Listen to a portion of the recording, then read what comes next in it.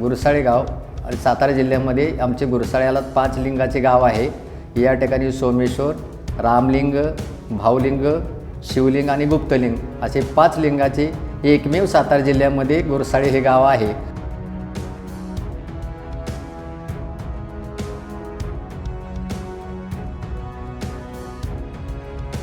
फार पूर्वीचे देऊळ आहे।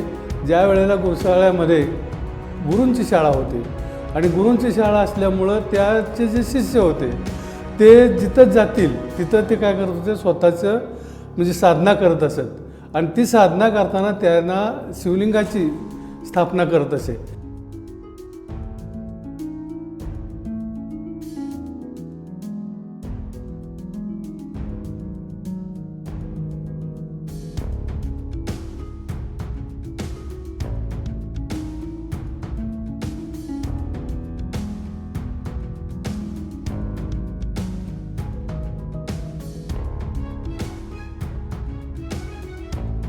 म्हणजे डोंगरावर गेले तिथं ते गाईच्या पायातून पडलेला खडा वगैरे त्याचे तिथं साधना करायचे।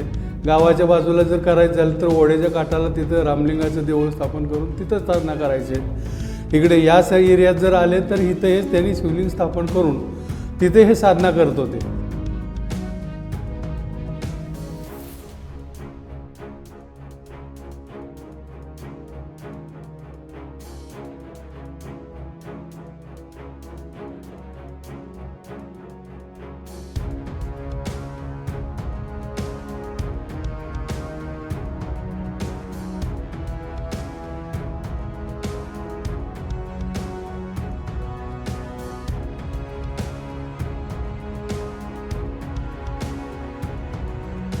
त्यावेळेला पूर्णपणे हे सगळं जंगल होतं। ह्याच्यामध्ये कुठल्याही प्रकारचं काही नव्हतं। दंडकारण्याचा जो भाग म्हटला जातो तो हाच भाग आणि इथं वस्ती वगैरे कोणाची नव्हती। सर्व लोक गावामध्ये राहायला होते गुरसाळ्यामध्ये।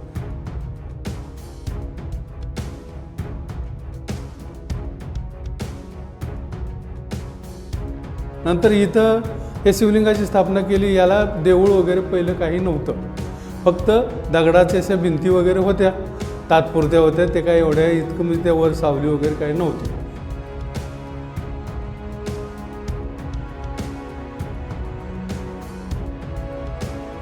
परंतु काय झालं, ह्या देवळाच्या वेळेला म्हणजे या ठिकाणी एक लिंबाचं झाड होतं आणि त्या लिंबाच्या झाडाची सावली देवाला आहे असा सर्वसामान्य लोकांचा समज असायचा।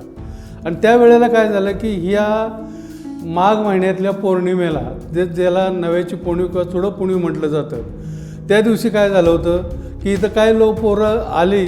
त्यावेळेला आमचे म्हणजे पूर्वीच असा खेळ होता की एरंडी मोगलाचे लाकडं पेटवायची आणि त्याच्या ठिणग्या उडवायच्या आणि त्या सगळ्या माळाला उडवायच्या, कोणाची जास्त उडते ते हा प्रकार त्यावेळेचा होता।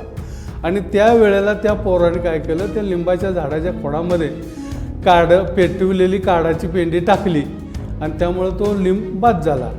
मग लोकांची इच्छा झाली की बाबा इथं देऊळ पाहिजे आपल्या गावाला, या देवाला देऊळ बांधलंच पाहिजे, देवाला सावली केली पाहिजे। आणि त्या हिसाबातून या सर्व लोकांनी मिळून आणि या ठिकाणी असणारे जे गणू म्हणून जे आजोबा होते हे परीट समाजाचे होते आणि त्यांनी काय केलं की त्यांनी मदत केली। म्हणले वा चला आपण बांधूया देऊळ।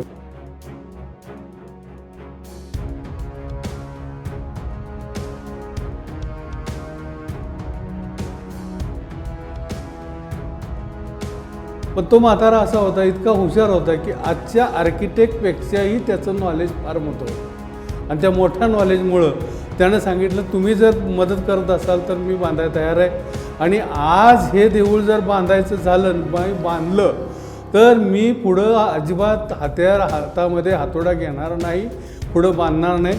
त्याने ह्या शिवलिंगाला प्रार्थनाच केली की बाबा माझ्या हातून हे देऊळ होऊ दे, मी तुला म्हणजे इथून पुढं कुठलंही काम करणार नाही असं त्यांनी त्यावेळेला लोकांना सांगितलं आणि देवाला विनंती केली।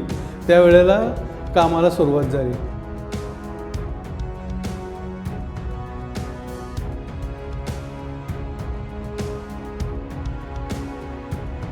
आज आपण बघतोय दगडवरती जे आहेत ना, इतके जाड आहेत, इतके मोठे आहेत। त्यावेळेला कुठल्याही क्रेनची वगैरे कशाची व्यवस्था नव्हती।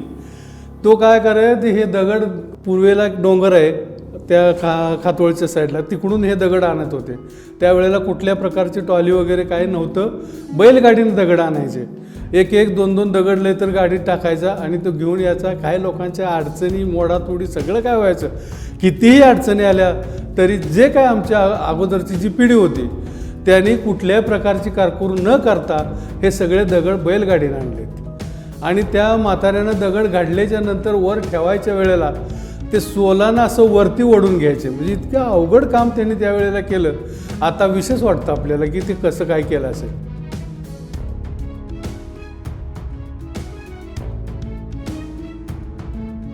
पण तो म्हातारा हुशार होता, त्यानं ते करून घेतलं. अशा प्रकारे या देवळाची हा भाग एवढा तयार झाला.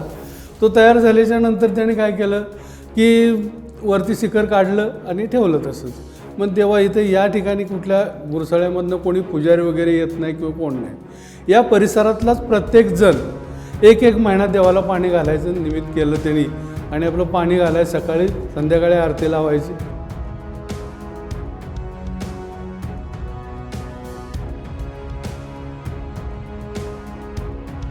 तर हे मंदिर ज्यावेळी पूर्वीचे जे जुने होते दगडाचे बरं का, त्याच्यामध्ये काहीसुद्धा म्हणजे चुना किंवा काही नव्हतं. दगडं अशीच किरकोळ अशी टाकलेली होती आणि ती पाडतानाच ती सर्प निघत होते.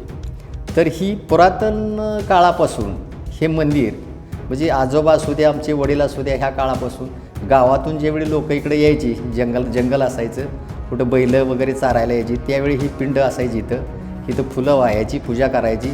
आणि परत श्रावण महिन्यामध्ये ही जी सोमेश्वराची पालखी इथं यायची आणि ती सगळी इथं भंडारा करणार, खीर प्रसाद करणार आणि मग ती पालखी परत रिटर्न गुरसाळ्यामध्ये पोच करणार. ही पिढ्यानपिढ्या म्हणजे आमच्या आजोबाच्या काळाच्या अगोदरपासून चालू आहे आणि ते काही कालांतरापासून चालू आहे. म्हणजे या ठिकाणी हे हेमाडपंथी मंदिराच्या हिसाबानं हे जे 5 लिंग आहेत गुरसाळचे, ती अनेक अनादी काळापासून म्हणजे 13व्या शतकापासून ही आहेतच बरं का.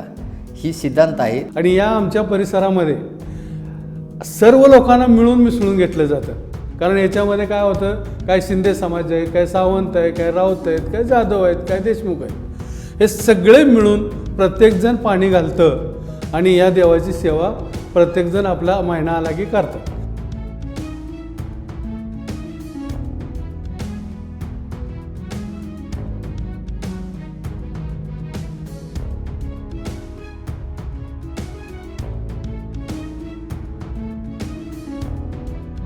आणि हे देऊळ एवढं लहानच होतं. नंतर काय झालं की काय म्हणजे पुढचा मंडप बांधायचा तयारी केली. ती मंडप पुन्हा बांधला. तो मंडप बांधल्यानंतर पुन्हा शिखर बारकं दिसायला लागलं म्हणून परत शिखराचं काम केलं. आणि मग ह्या सगळ्या शिखराचं काम केल्यानंतर मग परत पुढचा मंडप बांधला. अशा प्रकारे या देवळाची व्यवस्था केली.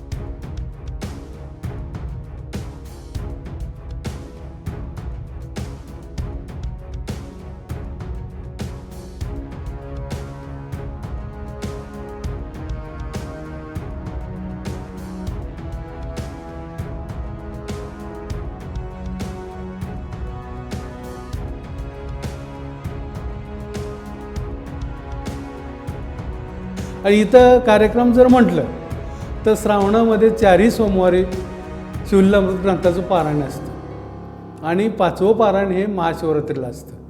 असे 5ही पारायण इथं 5 पारायण वर्षातून होतात. बाकी इतर सणावाराला लोक येणं जाणं, बाहेरची लोक येणं जाणं इथं असतं. आणि गुरसाळ्यामध्ये 5 लिंगाचं जर दर्शन घ्यायचं म्हटलं तर बरीच लोक बाहेर गावची सुद्धा या 5 लिंगाच्या दर्शनामध्ये नेमके येतं. या 4थ्या नंबरचं लिंग आहे, या ठिकाणी येतात, दर्शन घेतात, निघून जातात. अशा ह्या म्हणजे इथला कार्यक्रम चालू असतो.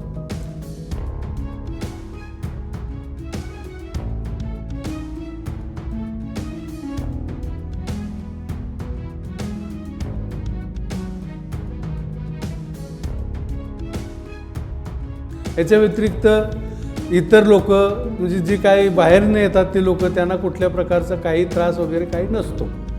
येणार, दर्शन घेणार, निघून जाणार. आणि यातं दुसरा पुजाऱ्याची वगैरे व्यवस्था नसल्यामुळं फक्त इथले लोकच आम्ही व्यवस्था करत असतो. श्रावणामध्ये 4थ्या सोमवारी इथं भंडारा वगैरे असतो. गावातून पालखी आणली जाते, सोमेश्वराची मूर्ती आणली जाते, सर्व दर्शन होतं, अभिषेक वगैरे होतात आणि नंतर महाप्रसाद होतो आणि नंतर देव गावात घालवला जातो. अशा प्रकारे इथला कार्यक्रम चालत असतो.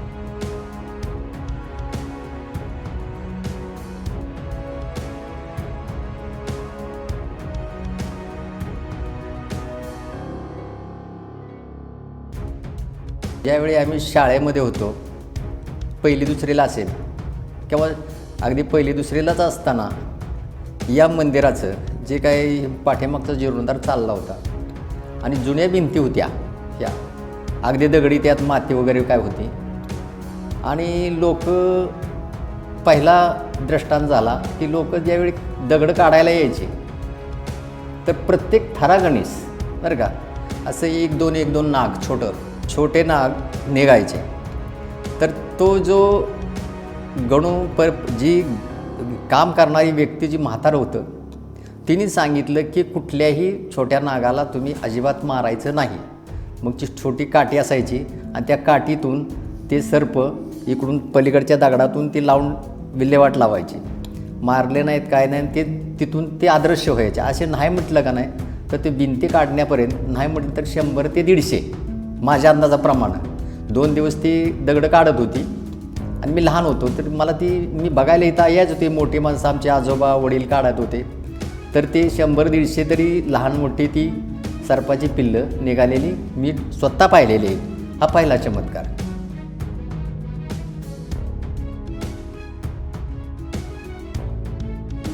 ही देवस्थानं जी पाचलिंग आहेत हे नक्की पुरातन आहेत. इथली देवळं सगळे हेमाडपंथी आहेत. 12-13व्या शतकामध्ये झालेले आहेत.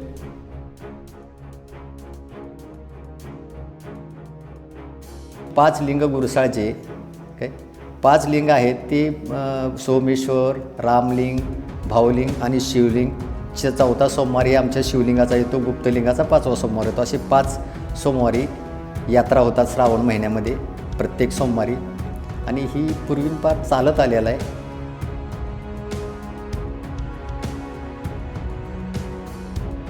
तरी महाराष्ट्रातल्या प्रत्येक कुठल्याही कानाकोपऱ्यातल्या लोकांनी या ठिकाणी 5 लिंगाचं दर्शन घ्यावं. श्रावण महिन्यामध्ये या ठिकाणी सर्व लोक येतात आणि दर्शन घेऊन जातात. तरी सर्वांनी या ठिकाणी येऊन आमच्या 5 लिंगाचा गुरसाळे गावच्या प्रत्येकाने लाभ घ्यावा दर्शनाचा.